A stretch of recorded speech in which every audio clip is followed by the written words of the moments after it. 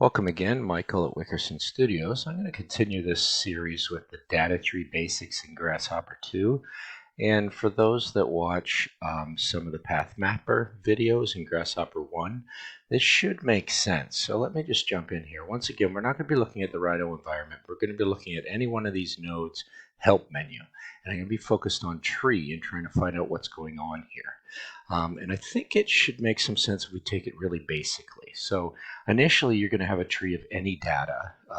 And it can be an item, a list, or a list of lists, which would entail a tree, and it will output things like the length, the values, the nulls, and the metas, which are a new thing that I'm finding more and more interesting. But the one I'm using is the tree topology, kind of like tree statistics used to be, I guess, just the list count and the list lengths and the list paths, which is really what you had to go into in the path mapper and get access to. Now there's a bunch of familiar things, flattened tree, but they have unflattened tree, and they'll require a guide, which kind of seems similar, and they'll require paths, so I have to learn to make those.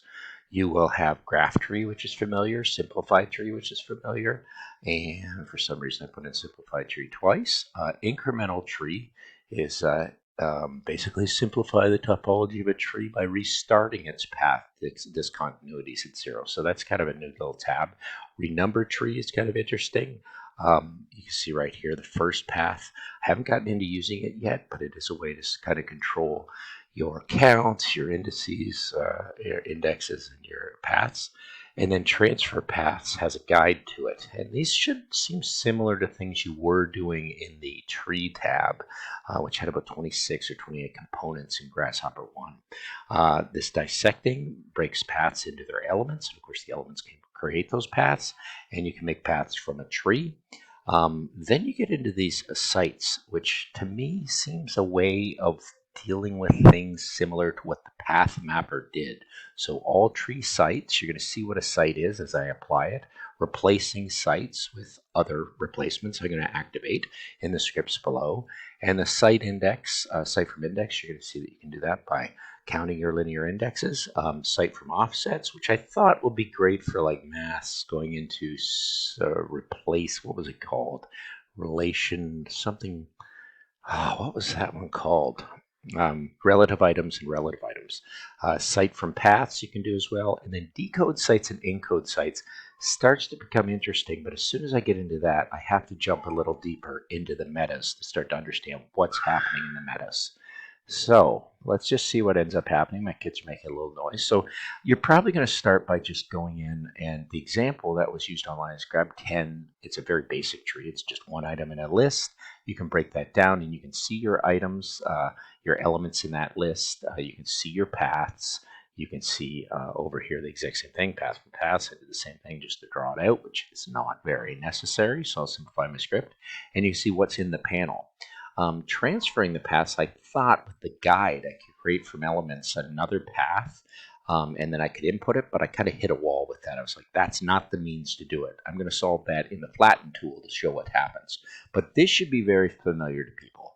I just went in and created some, initially I made points, but I thought I'd simplify it with numbers, just a very simple range of numbers from 0 to 0.5 to 1. So you got 2 steps in that, you're making a range, and you're seeing what the output is. All tree sites will generate those sites, and this should look very familiar for what people were doing in the graph mapper, which is very nice, and you see your paths up here. And then you have your items on the paths as well. What's nice is replacing sites is I went in and I just wanted to replace all those sites with just integer values. I didn't replace them with different sites and different complexities. I just replaced them with a basic number. Took those sites and replaced them in the tree. So that's a very powerful tool if you start to activate that. And then site from index, I can go there and I can click through the site so long as there's actually a number to go to. It'll default if you go above that, so you go outside of the range. So if we go up to this red, you can see that it's saying the LI or the list index is too high. So it just won't read, but you're treating your tree and your sites in a way that you used to treat list items. So you can kind of slide through that. And then you've got site from offset. Well, obviously this offset right here is 0, 0. So all I can do is control my index. And you get that time I can set it as high as I want. It's not dependent on what was there, but this one won't move outside of 0. So let's go in a little deeper to see what would happen. And this is very familiar to people. This is the act of, and I keep this open over here all the time because I want to be able to go in and see what's happening, say on flattened tree. So I take that range and I flatten it, and immediately that data, I thought this was the chance where I could put in the element and change the path. So you can see that I can change the path from 0 all the way over to whatever number I want. So I could go in here, and I guess I'm curious if I typed in something ridiculous like a letter, what would happen? And I think I just bugged out the program. What the heck happened? Oh, I tried to do something. Oh no! All right, I'm gonna wait. I'm gonna go back in here and type 3, and then I can put that in. You can see that I can indicate what's the numbered path to that site. So no big deal, but that's something that you initially do when you're kind of getting into paths and understanding them. So I'm just going to leave it as 5 and number it that for no good reason, just default it as that. And then that tree from sites, I'm going to replace those sites again with just basic numbers to show that that function's working. But this one, you can see that I can start to move from the list as long as I stay within the range 0, 1, 2, because I've only got it set to 3 elements. And then the offset, you can see that this one, hang on, it's the same problem that I still have only one value in here. So it doesn't matter if it's 0 or another path count or whatever number's on there indicating it. I can't do anything outside of the flatten. But you'll see what flatten does to the data. It takes everything and kind of crams it down in. Maybe to simplify things, I would disconnect this, not to confuse people, so it stays at 0 and 0, and you flatten the data to put everything into one list. Initially, that's exactly where it was. I had a couple of paths A and B on here. So after using flatten, I went in here and I just used graph. And what I'm doing on the range tool is I'm just clicking the flatten and I'm clicking the graph, and then I'll go through it. I'll use simplify. I'm not going to use renumber, but I will use reverse. There's no flip matrix in here right now, so you got to get deeper into it. But I want to show what randomize and sort, very powerful tools, do with this as well.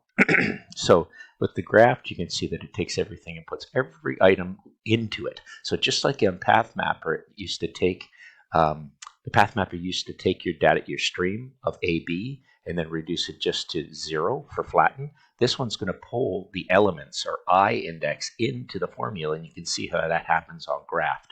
And now I can input, very interesting, at any stage of the site that's that I want to replace 8 with. I'm going to replace 8 with the 0 count, 8 with the 1 count, 8 with the 2 count. So that's a very powerful tool to do as well.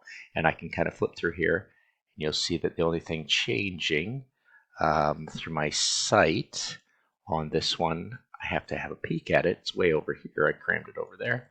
You can see that now I'm not changing the indices element. I'm actually changing the first path, which is nice as I go from 0, 1, 2. And then as I go into here, I've got my site again. I have my one index that I can change and keep going up as high as I want. So we can set that one up to 5 if we like. And then this one, I can still go in and change that path as well. So this tool, site from index, and this one, site from offset, is allowing us to do a little more finesse with the offset that we could do in the flatten tool. Because we grafted, we actually have more paths, and we have items on their own individual branches. So that was about it for that one. I want to come down here and take a look at what happened when I hit the simplify tool, which takes all of the data that was maybe running out of here and puts it into that single path. Well, it actually just simplified it down one, and you can see that this runs very close to how the initial one ran and defaults out after that. I probably won't confuse things with the fifth element. Sorry, the element's fine, but I can't move that past 0 because I only have that one path to send those indices onto. So you've got your flatten, your graph. I'm sorry I can't group these because I'm not finding a way to group these and make these really nice. And you have to get used to the enabling and disabling. And then I just went into these tools in the range and I just ran through, and I wanted to show that you can very quickly use this reverse to reverse the list from the data. This one's very nice because you can randomize that with any data you have. So these really powerful functions in here are wonderful to use. And then I changed this and made it from 1 to 0, so it was in reverse order, and then all I did was use sort. So if I take off sort, you'll see that it was a 1.50. So you just quickly sort your data, and it's just a wonderful, accessible thing to end up doing.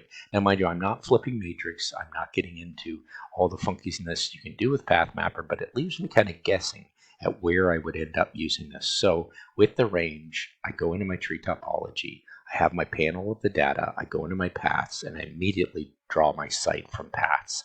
I can take a look at my paths and then I can take a look at what my site looks like from those paths, which puts the indices on.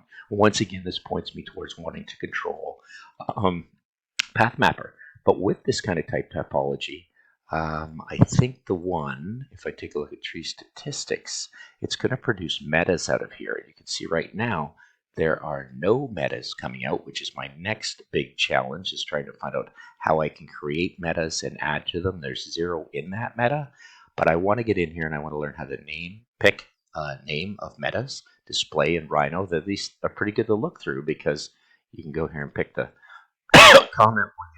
You actually have to hit the comment one. You can't default as just opening a name picker in data, meta, name picker, and then have that comment work. It's not actually running. It contains no data. You're going to have to click on that left click, standard names, and hit comment to activate it. And then you can add that name meta to any data that you want, which is really nice, so any value. And that will start creating either datum or data. You can, and I was doing this because this tree site ends with decoding sites and encoding sites, and I figured that code has to relate to the path mapper. This is all trial and error.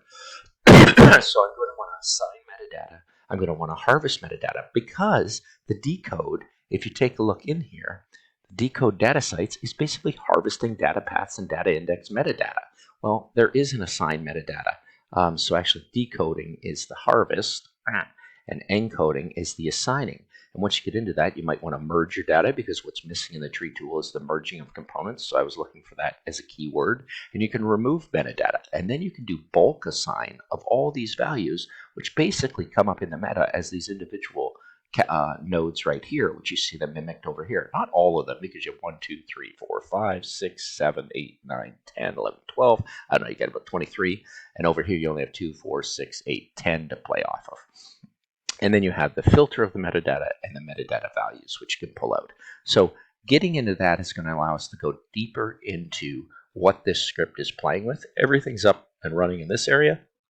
I would have a peek at it. Not a lot of great tutorials in PathMapper and relative items and mass. They are online for Grasshopper 1, but there's absolutely nothing that I can find for Grasshopper 2. So that's why I'm doing this series. So 13 minutes, we're going to keep digging into data tree basics. I'm going to call this one intermediate. Intro continued. Actually, I think I already have that one. But the difference is the data tree basics in Grasshopper continued has had about 16 hits, but in a matter of a day, I've got well over 250 hits in the intro. So I think I'll continue that series. And I wish people well on this as you use this guide to try and figure out what you're doing in the tree structure. And then we're going to have to continue this and try and figure out exactly what is going on in the metadata. And that'll be my next challenge, removing metadata, harvesting metadata, which is literally, I don't quite understand. It must be kind of like the quick flatten and graph nodes that were available in trees here, that possibly this decode sites and encode sites is a fast way of dealing, I don't know, fast way of dealing with harvesting this metadata and assigning this metadata. So we'll get into it. We'll see what happens. And thanks for watching. Mike at Wickerson Studio.